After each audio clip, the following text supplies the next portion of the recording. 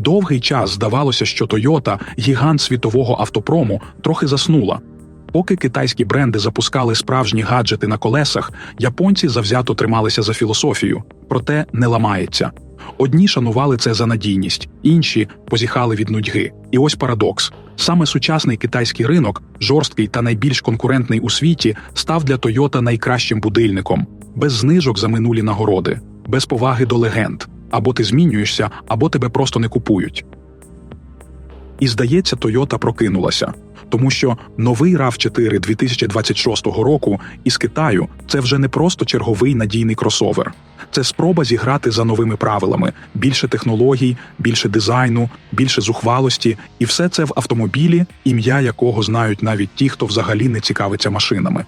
Питання лише одне – чи це тимчасове пробудження, чи початок нової ери Toyota? Зараз розберемося.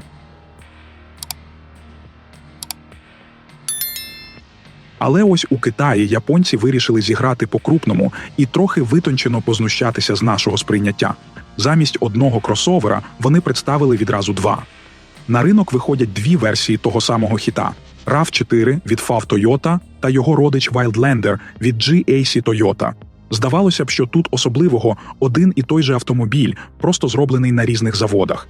Якщо ви думаєте, що ці дві версії – це глобальний RAV4, то дуже помиляєтесь. Китайська версія – це завжди окремий всесвіт.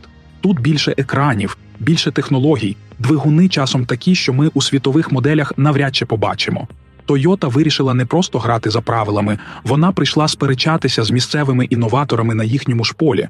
Якщо ви думали, що RAV4 – це нудний японський трудяга, приготуйтеся. Тепер це японський хід з китайською іскрою. Прощайте кутасті форми. Новий RAV4 та Wildlander тепер з актуальним фірмовим обличчям у стилі Hammerhead, вузька світлодіодна смужка, S-подібні фари та безрамкова решітка радіатора. Силует став стрімким, майже спортивним. І так, колеса теж вражають. 18 або 20 дюймів легкосплавних дисків, залежно від комплектації. Що цікаво, RAV4 від FAW отримав трохи брутальне оформлення спереду.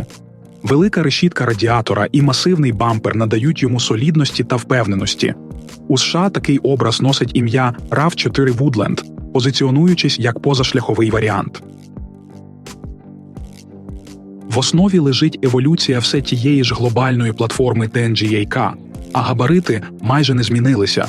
4620 мм завдовжки, 1855 завширшки, 1690 заввишки. Колісна база 2690 мм. Дорожній просвіт залишився тим самим – 190 мм. Але скажімо чесно, це зовсім не головне, чи не так? Набагато цікавіше, чи залишаться зазори з тим самим божественним японським рівнем точності. Сподіватимемося, що ці елементи вічної якості нікуди не дінуться і продовжать радувати око. І ось, мабуть, одна з найпомітніших відмінностей китайської версії Toyota від глобальної. У Піднебесній японці вирішили не кидатися відразу в обійми електрифікації і поки що залишають звичні двигуни внутрішнього згоряння. Базова версія оснащується атмосферним 2-літровим двигуном, потужністю 171 силу та 206 ньютон-метр крутного моменту. Крутить його варіатор Direct Shift, що імітує 10 передач. Доступні обидва варіанти приводу – передній та повний.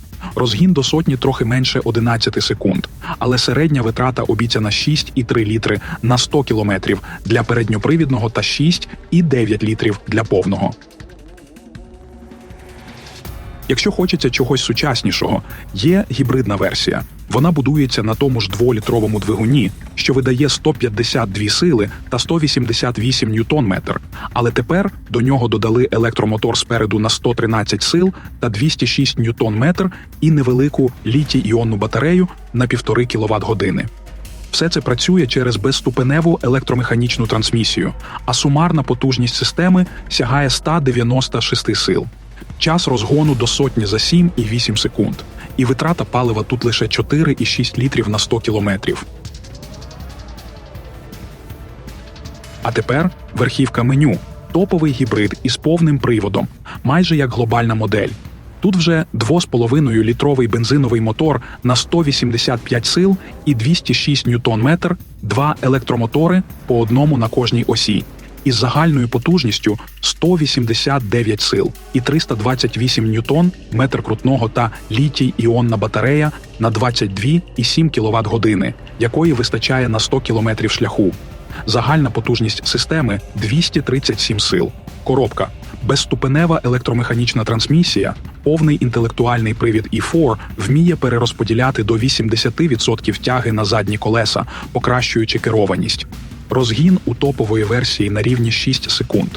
Середня витрата при цьому скромна – 4,9 літрів на 100 кілометрів. Об'єм паливного бака для всіх версій – 55 літрів.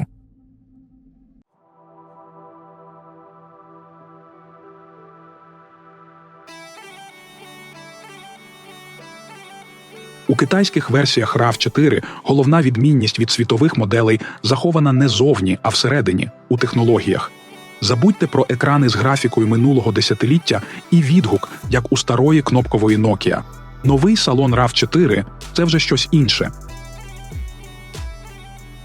Цифрова панель приладів отримала 8 і 8-дюймовий екран, а при бажанні можна встановити проєкційний дисплей на значні 26 і 4 дюйма.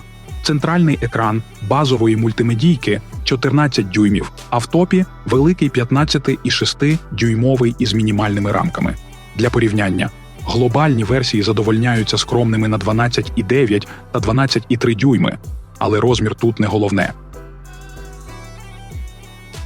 Працює все це на чіпі Qualcomm Snapdragon 8155, який вважається еталоном швидкості та плавності в автомобільному світі, а інтерфейс меню нагадує сучасні планшети з легким натяком на Huawei. Зрозуміло з першого погляду. Голосовий помічник розуміє природнє мовлення і навіть деякі діалекти, а під час дзвінків сам знижує гучність музики. Є й камера, яка слідкує за станом водія. Селектор коробки залишився на звичному місці, але простір навколо нього перероблений. Швидке бездротове заряджання на 50 Вт, USB-C-порти спереду на 45 Вт і ззаду на 15, а центральний підлокітник можна перетворити на міні-столик для перекусу. Топові версії – це майже преміум-клас, панорамний дах, сидіння з напіванілінової шкіри з підігрівом та вентиляцією, двозонний клімат та підсвічування салону 64 варіантами кольорів. Плюс преміальна акустика та система ароматизації повітря. Одним словом, це вже не та консервативна Toyota, до якої ми звикли. Тут є і стиль, і технології. У стандартній комплектації багажник вміщує 580 літрів, але при складених сидіннях простір збільшується до 1755 літрів. Безпека також вийшла на новий рівень. Toyota Safety Sense 4.0 – це інтелектуальна система другого рівня, яка розпізнає понад 200 дорожніх сценаріїв. Четверте покоління прокачали. Датчиків стало 24 замість 12. Фронтальна камера піднялася з 5,4 до 8,3 мільйонів пікселів, а радар тепер бачить на 280 метрів замість 200. Кросовер оновлюватиметься по повітрю 4 рази на рік, як запевняє автовиробник. Тепер адаптивний круїз, допомога на малих швидкостях та інтелектуальне розпізнавання пішоходів, велосипедистів і навіть важких об'єктів вночі – стандарт. Плюс автоматичне паркування, моніторинг сліпих зон та асистенти, які роблять управління максимально комфортним та безпечним.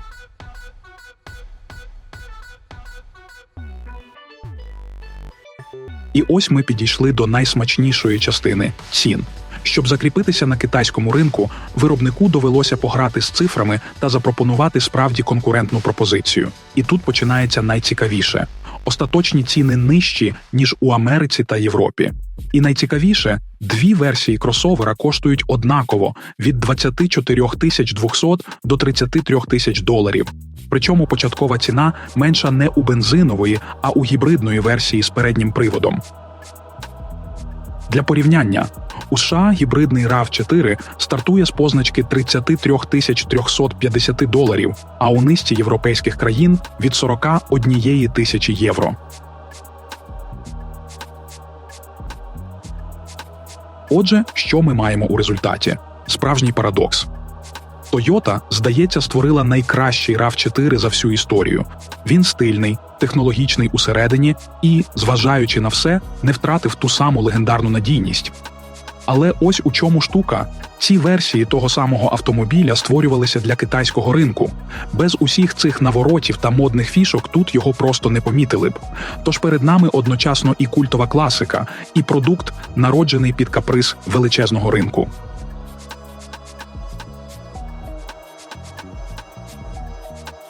Дякуємо, що дивитесь наші відео.